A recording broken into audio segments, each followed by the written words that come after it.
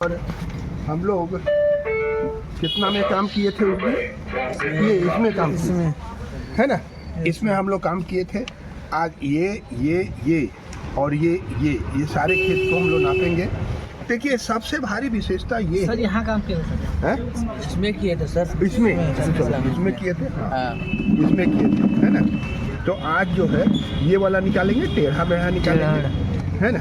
और फिर ये देखिए जुमान नदी है ना, जुमान नदी है।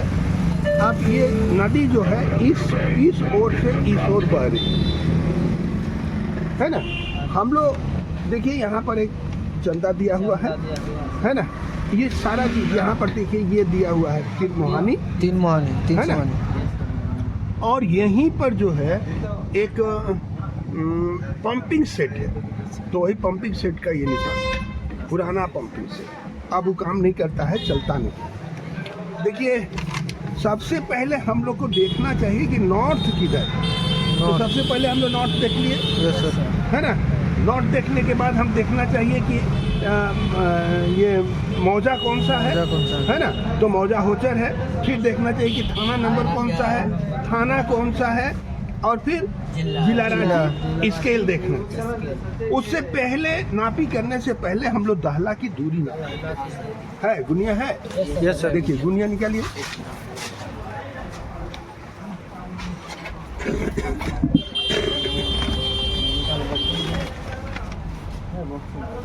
आप लोग जब यहाँ से निकलिएगा ना, तो ये देखिए, देखते जाइएगा ये इधर हुसीर है कि नहीं, इधर संग्रामपुर है कि नहीं, है ना। ये जुमान नदी के पास ही तो आप चलिएगा, पेज में को लिखो। अब हम लोग देखिए दहला को हम लोग नापे होता है सर, पूरी है ना। तो ये दहला जो है 10 जरीब का होता है। क्यों? क्योंकि हम लोग नापे, तो देखिए अब सवाल ये है कि दहला, अगर दहला कम बेसी है तो हम कैसे नापी करेंगे, ये यूट्यूब में है ना। इसको जरूर देख लीजिएगा कि अगर दहला 1 जरीब 10 जरीब का नहीं है तो हम कैसे निकालते हैं। क्योंकि अगर वैसा नहीं निकालिएगा तो आपको क्या होगा, आपको दिक्कत होगी, है ना। अब देखिए नदी की चौड़ाई नापिए, ये देखिए अगर हम लोग यहाँ से तिरमुहानी से ये तिरमुहानी तक नापें, है ना। देखिए क्रॉस कर रहा है बिंदु, ये भी क्रॉस कर रहा है बिंदु। अगर हम लोग नापें तो कितना है, देखिए गिनिए कितना, 1 2 3 4 5, लगभग 6 जरीब ये है नदी की चौड़ाई। आप देखिए नदी की चौड़ाई 6। जो अगर कोई यहाँ पर कुछ किया होगा, बनाया होगा, तो ये तो पता चल गया कि ये किया है, वो कब्जा किया है। तो गवर्नमेंट कभी भी इस नक्शे के आधार पर क्या कर सकती है, उसको वापस ले सकती है। क्योंकि नदी का भाग किसी का नहीं है ना, वह पूरी जनता का होता है, पूरा ये गांव का होता है, पूरा ये ब्लॉक का होता है, पूरा क्षेत्र का, है ना। कब्जा आप नहीं कर सकते, जरूरत पड़ेगा। अब देखिए यहाँ ज़्यादा चौड़ाई है, यहाँ कम चौड़ाई, देखिए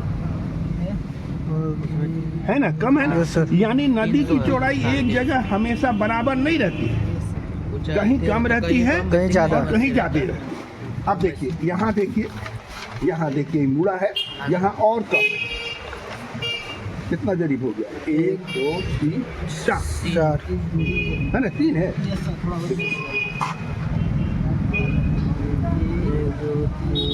360 तो 360 हो गया यहाँ पर। यानी कहीं अब देखिए जहाँ भी देखिएगा तो इसकी चौड़ाई कम बेसी है।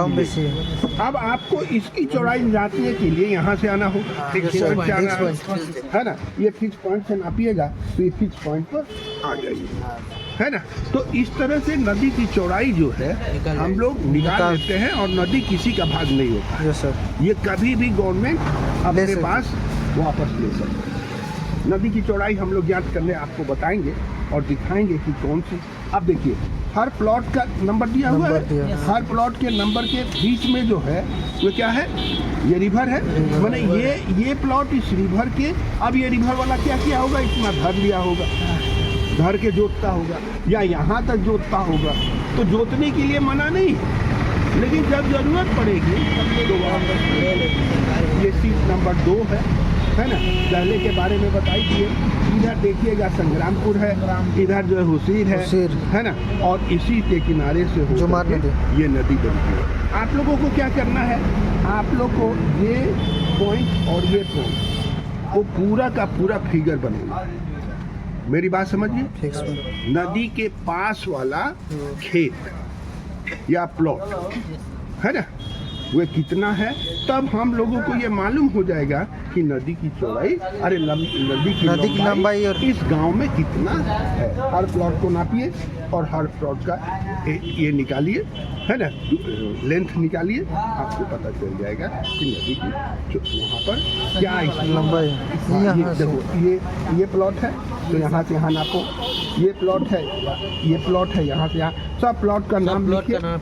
है ना, और उसकी लंबाई लिखिए और बाद में टोटल कर दीजिएगा। तो यहाँ से यहाँ तक की पूरी चौड़ाई। तो आज आप लोगों को हमने सिखाया कि नदी के बारे में सारी स्थितियाँ आपको क्लियर है ना, नदी की चौड़ाई कैसे निकलेगी, नदी की कैसे निकलेगी। अब मान लीजिए कि नदी में पानी है और हमको चौड़ाई निकालना है, तो उसका मेथड कुछ हो।